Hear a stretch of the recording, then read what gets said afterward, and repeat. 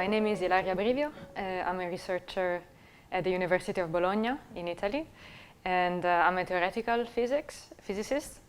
And so in the Cosmic Whisper project, I'm the co-leader of the Working Group 1, which is the group that is dedicated to the modeling from a theoretical point of view of wisps, and trying to understand how to predict their properties from some theory hypothesis. I study axion-like particles, which are a specific kind of wisp, and I'm studying their properties, trying to use a modeling that is the most general possible, so that anytime we have a new hypothesis about what exactly they are and what role they play, we have a modeling that works for any of those hypotheses. And I also worked on basically how to look for them at the Large Hadron Collider at CERN, which is the highest energy collider that we have ever built. Wisps are interesting because they could give us an answer to the fundamental questions. So these are some of the fundamental questions that we still haven't answered in fundamental physics. For instance, what is dark matter? This is one of the biggest.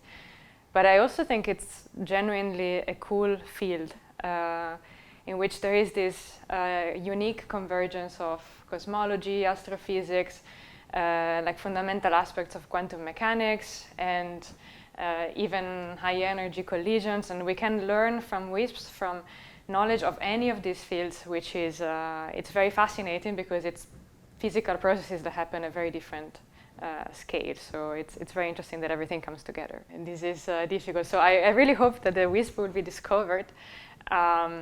But of course, by definition, it's very hard to predict discoveries, right? It's impossible to guarantee that we will have one.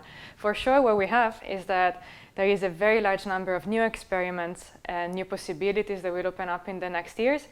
And some of them will be able to check some of the most interesting theoretical predictions that we made.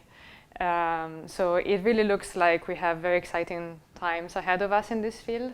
And I hope that nature will surprise us and give us something maybe even unexpected. That's my hope.